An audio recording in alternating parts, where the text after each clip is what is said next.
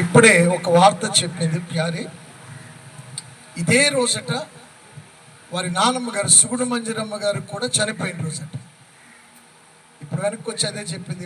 Wonderful coincidence కదండి. ఈరోజే ఆవిడ అంటే వారి తల్లి స్వర్ణకుమార్ గారి తల్లి గారు ఈరోజే చనిపోయింది. అదే రోజు వారి జ్ఞాపకార్థ కూడిక జరుగుతుంది. దానిని బట్టి ఒక విషయం అర్థం చేసుకోవడం ఏంటంటే, ఆయన గతం ఏదైనా వర్తమానం ఏదైనా ప్రభు వారితో ఉన్నాడనేది ఒక రుజువు మనకు కనబడుతుంది. దేవునికి స్తోత్రం. నా మాటలు ముగించే ముందు దేవుని సేవకుని ఒక మాట చెప్పి ప్రార్థన చేసేసుకుందాం. ఈరోజు స్వర్ణకుమార్ గారు వెళ్ళిపోయారు. కొన్ని రోజులు ఆగితే మనం కూడా వెళ్ళిపోతాం. ఎవరికి లోకం శాశ్వతం కాదు. ఒకరు ముందు వెళతారు, ఒకరు తర్వాత వెళతారు. మా చర్చిలో ఒక పాప కాంపిటేటివ్ ఎగ్జామ్ రాయడానికి మద్రాసు వెళ్ళింది. మొన్న రిజల్ట్ వచ్చేసింది. ఆ రిజల్ట్లో ఎట్లా రాసావమ్మా, నన్ను ఎగ్జామ్ రాసి వచ్చింది అన్న, అద్భుతం అన్న, ప్లేస్మెంట్ ఎట్టు వస్తే మనకే వస్తుంది ముందని. కానీ ఈ వారంలో తనకు తెలిసింది ఏంటంటే, ఆ సెలెక్టింగ్ లిస్టులో ఆ పిల్ల పేరు లేదు. ఇక బోర్మని ఎడుపు ఇంటికి వచ్చి, దేవుడు ఆయన చూడలేదన్నా, కనికరించలేదన్నా, నా వయసు అయిపోయిందన్న, ఇంక ఇది లేకపోతే రాదన్నా అని ఏడుస్తూ ఉంటే, ఆ పాప ఏడుపు చూసి మద్రాసులో నాకు తెలిసిన కొంతమంది సేవకులు ఉంటే వాళ్ళు ఫోన్ చేసి, అయ్యా ఇంకా మెయిన్ రూట్లో వెళ్ళింది అవ్వలేదట, ఏమైనా దొడ్డిదారు ఉంటే చూడండి, పోనీ ఏమైనా పెట్టుకుంటుంది, ఖర్చు పెడితే ఆ జాబ్ కొట్టాలి ఏ విధంగా అయినా, పిల్లేడు చేస్తుందనంటే, నేను కనుక్కొని చెప్తాను పాస్టర్ గారు అని వెళ్ళి ఒక గంటలో ఆయన ఏమంటాడు తెలుసా, అలా కంగారు పడకండి అన్న, తీసింది ఫస్ట్ లిస్టేనంట, ఇంకెన్ని ఉన్నాయి, సెకండ్ లిస్ట్ ఉందంట, థర్డ్ లిస్ట్ ఉందంట.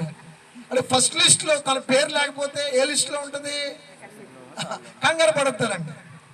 స్వర్ణకుమార్ గారు ఫస్ట్ లిస్ట్లో ఉన్నారు, మనం సెకండ్ లిస్టో థర్డ్ లిస్టో ఏదో లిస్టులో మనం ఉంటాం.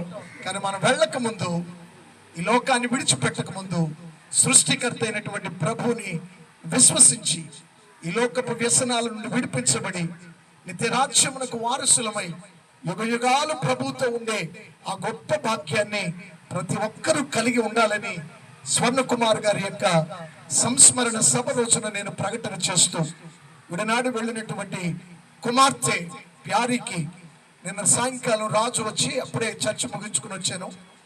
ఆయన వచ్చి నా చేతులు పట్టుకుని, థ్యాంక్ యూ అండి పాస్టర్ గారు అండి, మీరు చాలా చాలా చాలా చేశారట అంటే, నేనేం చేయలేదు కానీ నువ్వు నాకు థ్యాంక్స్ చెప్పొద్దు, నేను మాట చెప్తాను వింటావా అన్న. చెప్పండి సార్ అన్న. ప్యారిని నీ జీవిత కాలంలో ఒక్క కన్నీటి చుక్క పిల్ల కంట రాకుండా చూసుకో చాలు, నాకంతే.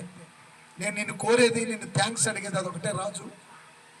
ఎందుకంటే తల్లిదండ్రులు లేని బిడ్డ ఏమాత్రమును నీ ఇంటిలో కన్నీరు కార్పించే విధంగా ప్యారి నుంచొద్దు. కొంచెం ఏదైనా ఒకవేళ డిస్టర్బ్ ఉంటే మైండ్ సెట్లో దాన్ని చాలా తేలిగ్గా చూసుకో అంటే రాజు కన్నీటితో అన్నాడు, అయ్యా ఆ డిస్టర్బ్ ఉందయ్యా, కానీ నేను అర్థం చేసుకుని ఈ రోజున మేము దేవుని కృపలో సమాధానంగా ఉన్నామన్నాడు. దేవునికి స్తోత్రం. సభాముఖంగా కూడా రాజుకి అదే మాట చెప్తున్నాను. నీ జీవిత కాలంలో నిన్ను నమ్ముకొని తన చేయి చేతిలో వేసింది నువ్వే కానీ, ఇంటివారు కానీ, తల్లి కానీ, మీ ఇంట్లో ఒక ఆడబిడ్డగా చూడండి. ఈనాడు తన కంటికి కన్నీరు కల్పించకుండా పెంచండి. దేవుడు తప్పకుండా మిమ్మల్ని కూడా ఆశీర్వదిస్తాడు. ఇది సేవకునిగా నా మాట. కూడి వచ్చిన మీ అందరికీ ప్రేమపూర్వకమైన వందన వచనాన్ని తెలియజేస్తూ, చివరిగా ఓట్ ఆఫ్ థ్యాంక్స్ అన్న వసంత్ కుమార్ గారు చెప్పిన తర్వాత మరి చిన్న ప్రార్థన చేసుకుని ఆశీర్వాదం తీసుకుని అందరం బఫే అక్కడ చక్కగా మనకు వడ్డిస్తున్నారు, భోంచేద్దాం. రండి తీసుకు